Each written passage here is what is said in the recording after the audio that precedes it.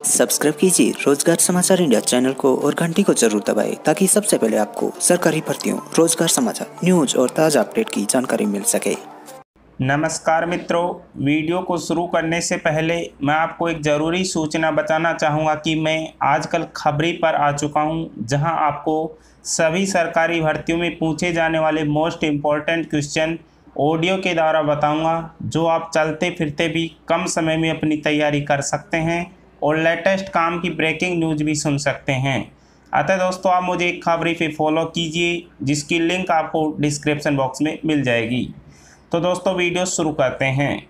हम आपको बताना चाहेंगे कि सर्वोच्च न्यायालय के निजी कर्मचारियों को मिलने वाली पेंशन में बदलाव करने से लोगों को पेंशन में काफ़ी इजाफा हो जाएगा। हालांकि इस फैसले से जहां एक तरफ पेंशन की राशि बढ़ जाएगी, वहीं दूसरी तरफ आपकी टेक होम सैलरी और पीएफ फंड पर भी इसका असर देखने को मिलेगा। दोस्तों, हम आपको बताना चाहेंगे इस वीडियो के माध्यम से कि वर्तमान में कर्मचारियों को जो वेतन मिलता है बेसिक, उसके आधार पर वह कर्मचारी पेंशन योजना के तहत अधिकतम 7,500 रुपये प्रति माह पेंशन मिलती है। लेकिन मौजूदा सिस्टम के मुताबिक वेतन का 8.33 भाग पेंशन के रूप में दिया जाता था।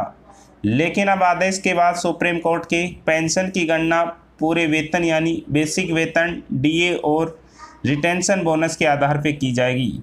वो आखिर किस प्रकार, उसके बारे में आप समझ लीजिए कि उदाहरण के तौर पे अगर किसी कर्मचारी की सैलरी 60,000 रुपये प्रति महीना है और उसे 35 वर्ष काम किया, तो अब उसे रिटायरमेंट के बाद हर माह करीब 30,000 रुपये पेंशन के रूप में मिलेंगे, जबकि पुराने सिस्टम के अनुसार ये पेंशन सिर्फ उनको 7,500 रुपये ही मिलती थी।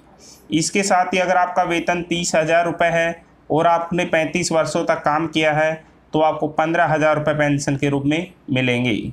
दोस्तों, हम आपको ये भी बताना चाहेंगे कि सुप्रीम कोर्ट ने 1 अप्रैल 2019 को ईपीएफओ की एसएलपी पर सुनवाई करते हुए न्यायमूर्ति सुरेंद्र मोहन और न्यायमूर्ति एएम बाबूकती खंडपीठ ने ये फैसला सुनाया था। खंडपीठ ने कहा था कि 15,000 मासिक का मतलब होता है 500 रुपये प्रतिदिन।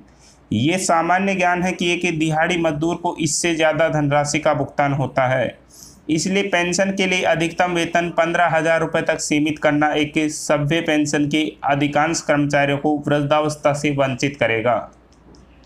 इसको देखते ही हम आपको बताना चाहेंगे कि कर्मचारी भविष्य निधि संगठन से जो कर्मचारियों के लिए पेंशन के लिए उनकी अधिकतम सैलरी 15,000 रुपये तय की थी, इसका मतलब आपकी सैलरी भले ही 15,000 रुपये प्रति महीने से अधिक हो, मगर आपकी पेंशन की गणना अधिकतम 15,000 रुपये सैलरी पर ही होगी। सुप्रीम कोर्ट ने ईपीएफओ की ओर से निर्धारित इस सैलरी सीमा को तोड़ दिया है। अब कर्मचारियों के पेंशन की गणना आखिरी सैलरी यानी कि उच्चतम सैलरी के आधार पर होगी। कोर्ट के इस फैसले से कर्मचारियों को कई गुना ज़्यादा पेंशन मिलेगी। दोस्तों, इसी प्रकार की लेटेस्ट अपडेट के लिए आप मुझे अगर चैनल को पहली बार देख रहे हैं तो वीडियो को लाइक और शेयर ज़रूर कीजिए। और दोस्तों, आपसे विनती है, अगर आप चैनल पर नए हो तो लाल रंग की सब्सक्राइब और बेल आइकन को प्रेस